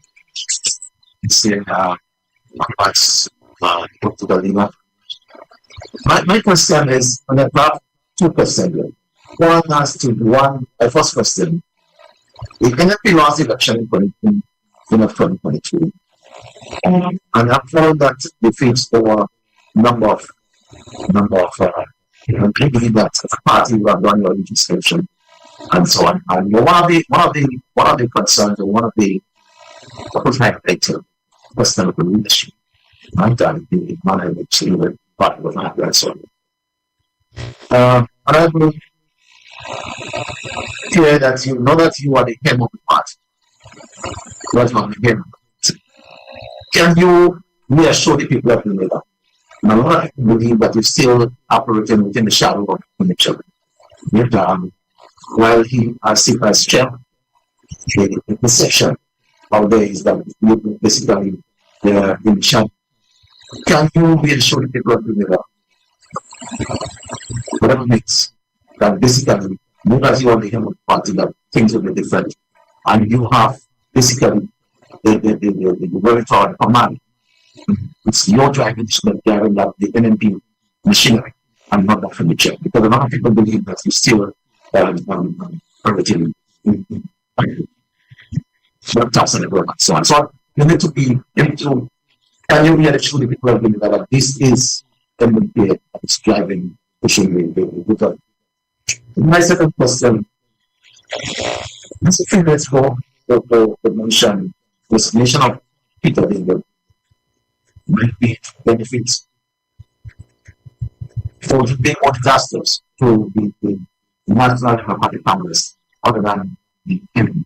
I'm going to get to explain from it is what especially particularly who is a country with benefits enemy and not experience welcome to West.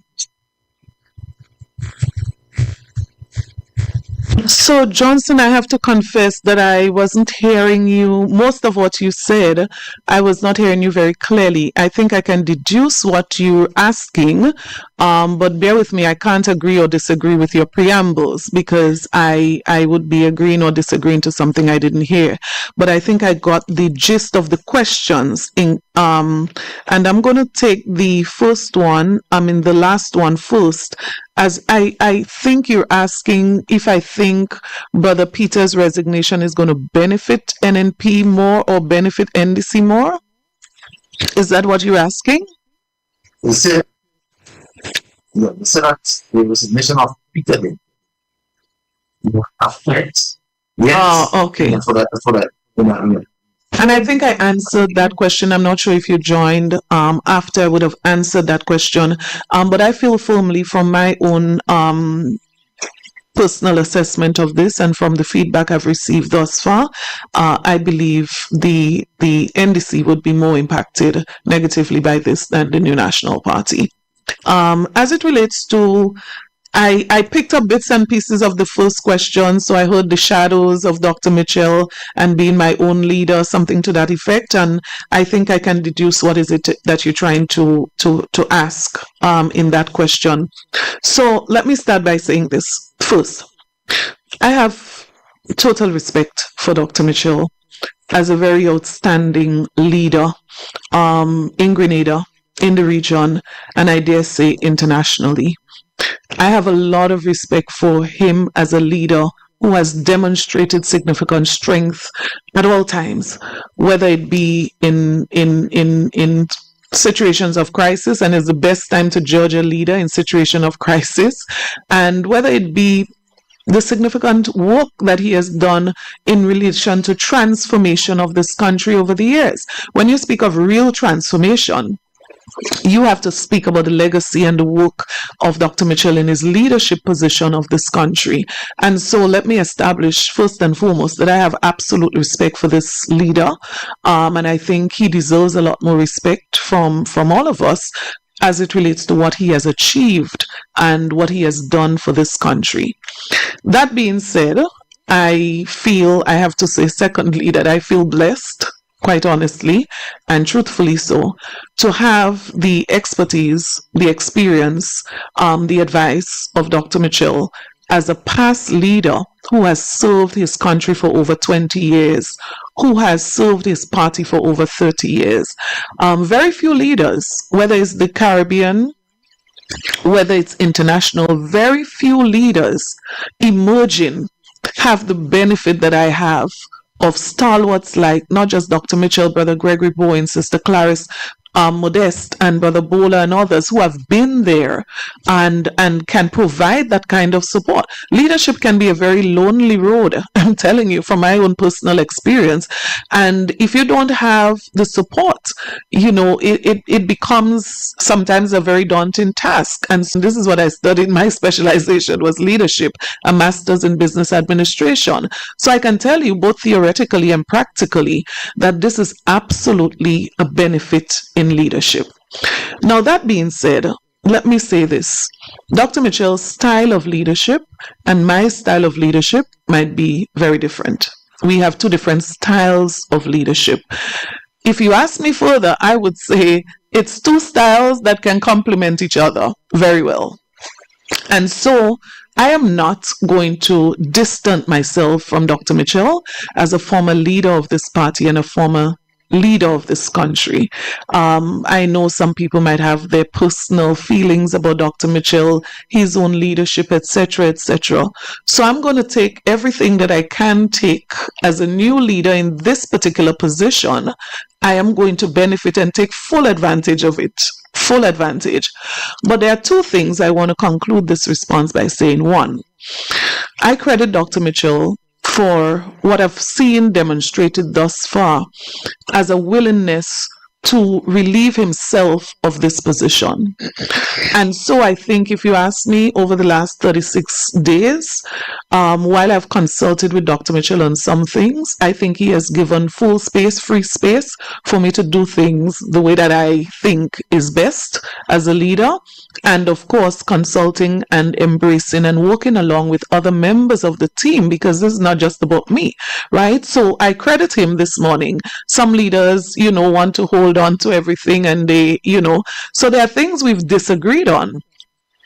So I'll give one example. Dr. Mitchell's view of how maybe the recent, vision tour should have been, his concept of it is very different to my concept of it, but did he stand in the way of how I think it should be done? And from my own consultation with other colleagues, no. As a matter of fact, he has invited me in to have discussion on several things outside of just the issue of leadership, including that of leader of the opposition.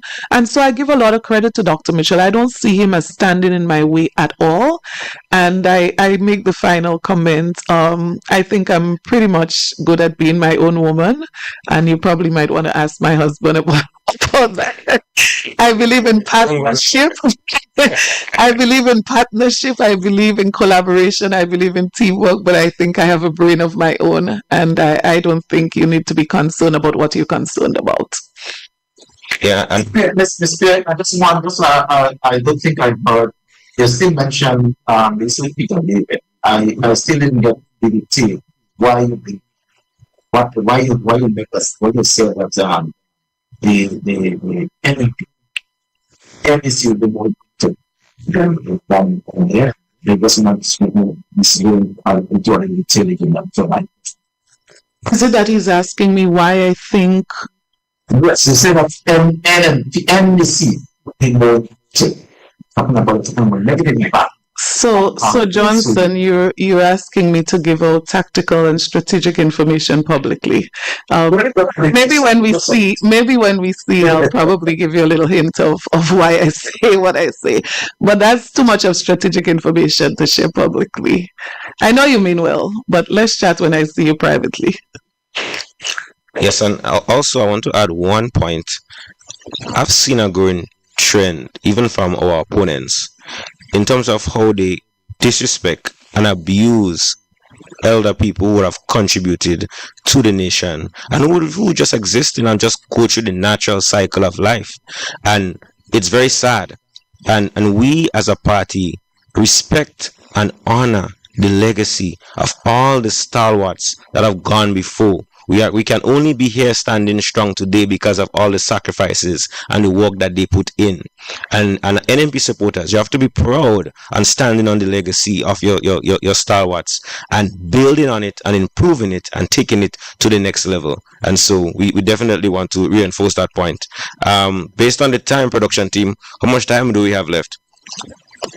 Yeah, we'll take one more question from anyone who wants to ask, and then we'll wrap up for today.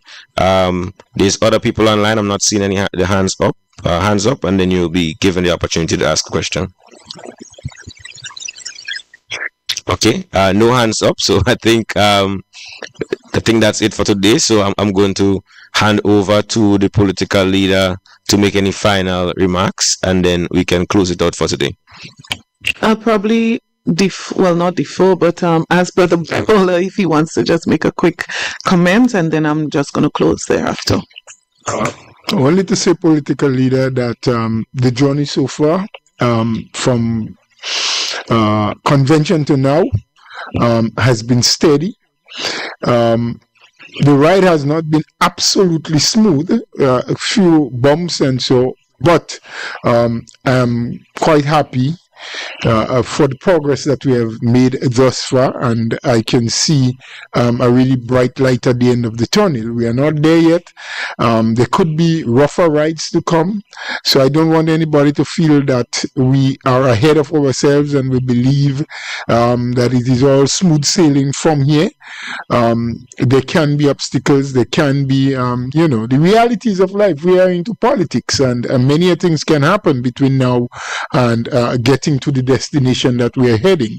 But so far, the resilience, as a word that was used before, the participation, the encouraging words, the turnout, the liveliness of the people, it is encouraging, and I only hope that we can go from strength to strength and we can continue to be inclusive, have people's participation, because you are not into politics if there is no people's participation, and the backroom planning. You are indeed a hard worker, you are a goal setter, and you are a goal achiever. I can say that much. I've known you well into your 20 years in the party. I've been there just a couple of years ahead of you, not by far, but from the time I've known you, I've always been that kind of individual that do not just sit by and hope for things to happen, but you actually make things happen for you. So congratulations to you again, to the party, and of course we look forward as we go on with the vision to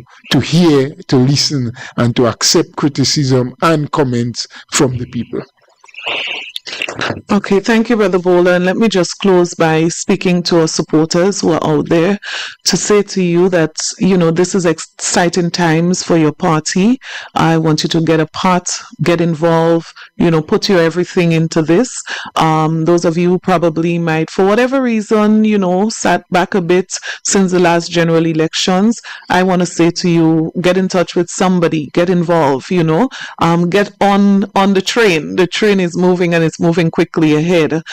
For those of you who are not members of this party, not even supporters of this party, maybe you might have been in the past, I want to say there's room for everyone in this process, because this process ultimately is not just about building a stronger party, it's not just about rebranding our party and expanding our party. It's not just about that. This is one segment of the plan. The biggest plan, the bigger part of the plan is really about Grenada, Carriacou, and Petit Martinique. And so if you are there and you have an interest in Grenada, you're dissatisfied with what you've seen, the many unfulfilled promises of the current government, the lack of respect for people, the way in which people are treated with disregard, the way people are taken for granted, the state of the economy, the rising cost of living, the deplorable state of our health system and how that is worsening, whatever the issues that you're not happy with, you're discontented with, and you feel that you look back and you say to yourself, you know what,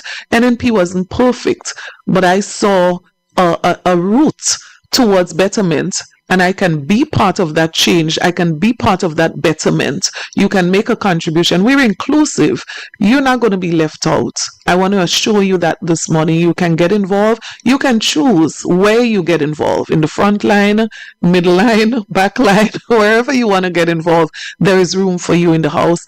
And as a matter of fact, there's not just room right now. We're going to be expanding further. And so there'll be so much space that you'll be able to bring others with you. So God bless all of you. God bless Grenada. We're excited about the work ahead, but we'll be more excited having you on this journey working with us. God bless you. Thank you very much. Oh, we're done. Oh, yeah. Thank you very much. One last thing before we go. Remember our youth convention on the 26th of January, Sunday, at the Westall Secondary School.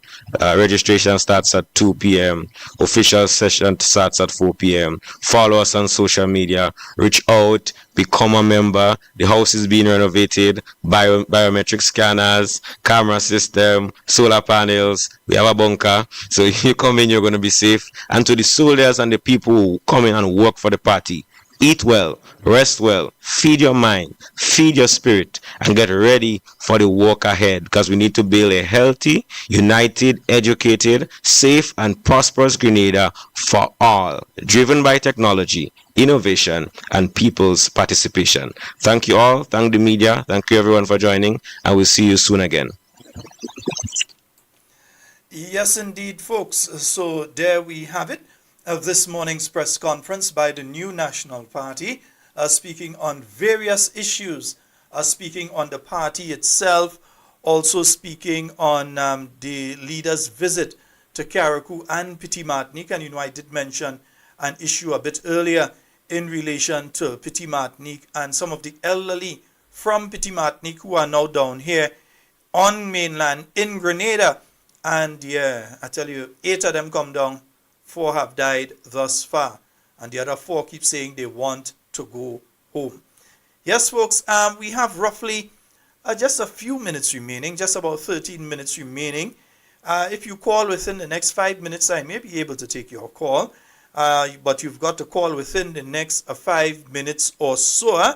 Yeah, you have to make that call within the next 5 minutes or so, and we will be able to take your call.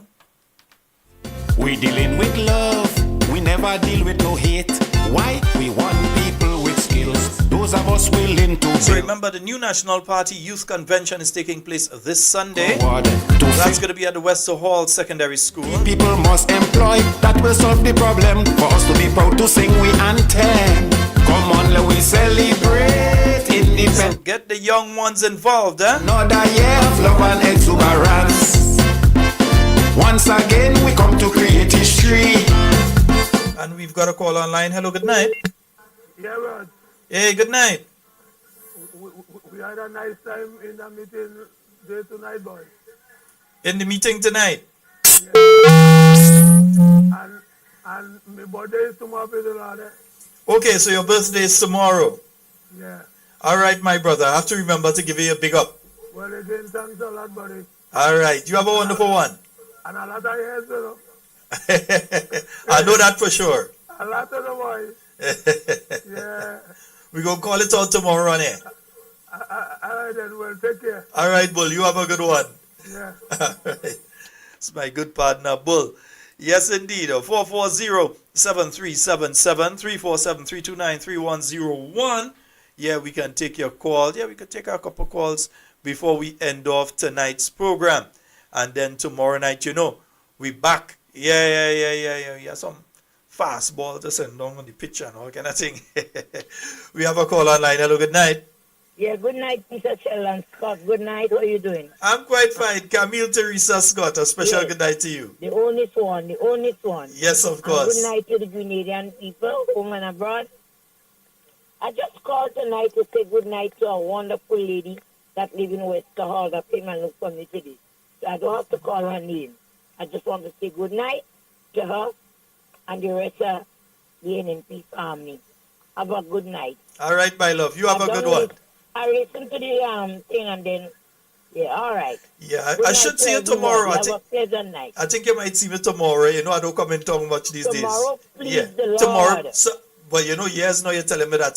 Yeah. Tomorrow, please the Please Lord. the Lord. It's All right, God's my will. dear. Yeah. Bye-bye. You have a restful night. All right. Yes, indeed, folks. 440-7377, 347-329-3101. We have a few minutes, just a few minutes remaining on tonight's program. And indeed, it has been. And folks, outside of Grenada, I'm looking at some of what is happening in the U.S. right now. And President Donald J. Trump, he has come in. What else in the song? They came in like a wrecking ball. Yes, he has come in like a wrecking ball. Is either you like him or you don't like him, you know. Yeah, several things there. Some of it will affect Grenadians who are presently based in the United States. Yeah, there are several of the things that he signed yesterday that may affect Grenadians living there. And several other things that he has signed that he says is in the best interest of the American people. Yeah, that's what he has said. Says they that vote for him, them he have to look after. So he has done several things that he says in the best interest of the American people. But yeah, so we are keeping our eyes on what is going on in the U.S. because they know if they catch the cold, if they sneeze, you know who does catch the cold? Right, nice. So we have to keep our eyes on what is going on there as well. All right. Also regionally, there are some, I like to follow politics throughout the Caribbean. And there is a general election coming up in the Turks and Caicos Islands on the 7th of February. There are elections coming up in Bermuda. I think it's around the 24th, 25th of February. There are elections coming up there. We're also hearing of the possibility of elections coming up sooner rather than later in Dominica. Yeah, in Dominica by Comrade Roosevelt Skerritt. Yeah, so the possibility of elections taking place there. Also elections in St. Lucia. We're also hearing the possibility of elections in St. Lucia anytime within the next few months. And in addition to that, elections in Trinidad and Tobago. Already, their sitting prime minister has stated that he will not be contesting the next general election. He is in the process of completing various aspects of the work that he has been doing, and then he will be stepping down as prime minister. The caucus, they have already decided that they are going to support Stuart Young, MP. I can't remember the area he's the MP for. They'll be using him for the prime minister. And then I think there should be a leadership race in the People's National Movement taking place later in the year. So it is an interesting year for politics in the region. And again, you also have elections due in Jamaica as well. So Jamaica, Dominica, St. Lucia, Trinidad and Tobago. I believe Guyana is also due right about now. St. Vincent is due sometime this year, most likely. Yeah, most likely will be taking place this year. And as I mentioned, Turks and Caicos and Bermuda also. So it's a year when you're speaking about politics and the region. Yeah, it's a pretty active year in relation to politics and the region. I don't think I even mentioned Dominica in the count I was counting there just now. So Dominica as well. So it's going to be a very interesting year politically in the Caribbean. And to students of politics like myself, no, I'm not a teacher, I'm a student of politics. It's very interesting to see what has been taking place. Also, you would recognize that there are different groupings forming in the Caribbean, and you realize the Labour Party is kind of chummy. That's traditionally, you realize they're chummy together, and you realize that they have been helping each other and so on throughout, and you realize that Grenada's Prime Minister is trying to get chummy with them too. So you understand what's going on there. What happens in the other countries has an effect on what is taking place here in Grenada politically as well. Yeah? And with some of the challenges that countries like Grenada, smaller countries like Grenada, may be facing in the medium, short term, and in the long term, especially with the change of government in the US and the coming change of government in Canada. Because from all indications, there will be a change of government in Canada sometime this year. So with all of these things, there are implications on small island states like Grenada. It is going to affect various aspects of our economy and various aspects of business, etc. here in Grenada. So we need to keep, some people say, well, guys, their business down there, that Trump and them business, so we're studying them. No. What takes place with them affects us as well.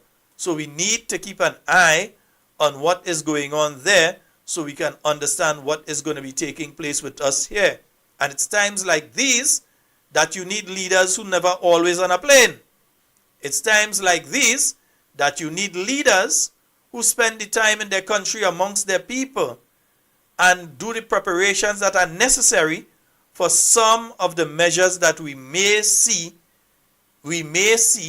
in the very near future that are going to directly affect the economy of Grenada, the economy of Caribbean countries on a whole, the tourism industry, the business sector on a whole, the banking sector. There are various things that will be affected, and therefore at times like these are when you need it. That's why you can't take chance when you're doing these things. You have to take people with experience who understand world dynamics, who have the contacts in the international community that they can reach out to. Like I know the Honorable Emlyn Pear has the contacts. I know that, for I'm not asking that, I'm telling you as a fact that she has the contacts that she can reach out to in governments throughout the Caribbean and through wider afield. Whether it's South America, whether you're talking North America, whether you're talking Europe, that she has the contacts that she can reach out to. So, at times like these, we need to pay attention to what's going on. We can't hide our heads in the sand and say, no, that is not we business. So if Trump signed that, that is the business. And if this one signed that, that is the business. And if government changed there, that's the business. There are consequences for the Grenadian people to what is happening. Please pay attention. But they say dance a yard before you dance abroad. So we have work to do here in Grenada. Yeah? And again, the work crew continuing to ask me, those people who've been doing the patching and so on, they want the money. Yeah? They say 3 fortnights now. They are owed. They want the money. Right? And as we end tonight's program, I want to play a song, you know. Yeah, I feel I want to play a particular song tonight. I want to play a song tonight because I see them NDC ministers trying to go around people's house and thing right now. So we have a song we're going to play for them as we end tonight's program. Folks, that's all the time we have for Talking Points tonight. It's been wonderful being here with you, and everything you say and do it safe and secure. We want to be speaking to and with you, and definitely not about you. We'll be back tomorrow night, God's willing, for another Talking Points with you. Love each and every one of you. Do enjoy the rest of your night tonight.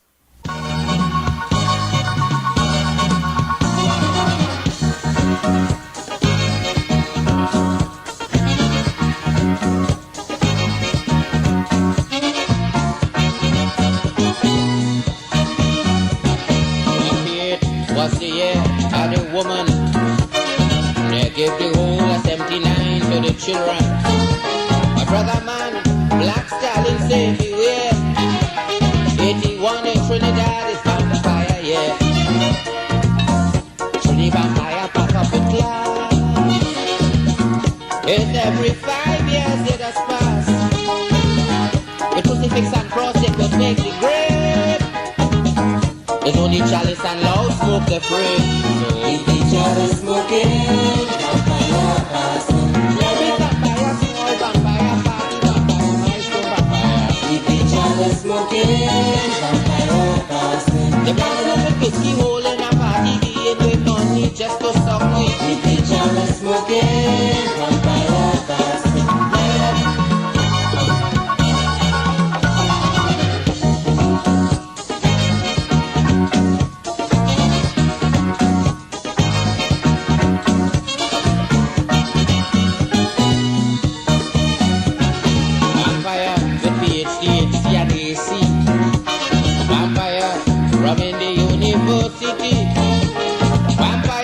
With that chic jacket and tie, vampire telling you they don't lie. Just a little bit of blood to do. They're taking some sweat and some tears too. And from the time you join up, you will pay. You see, in the next 5 years again. So keep the chalice smoking, vampire passing. Collation vampire, milestone vampire, humble vampire. Smoking, vampire passing. Close up the front door, close up your back door, hang up your steel bread, turn round your bed head. Keep each other smoking, vampire passing.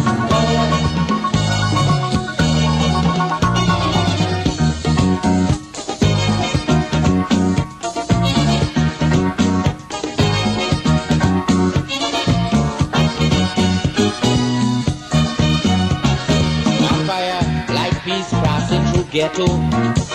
When they're looking for blood, oh Lord, they know where to go. With banners and placards evermore. Every minute of the day, knocking at your door. But they're making sure before they pass, they're taking over.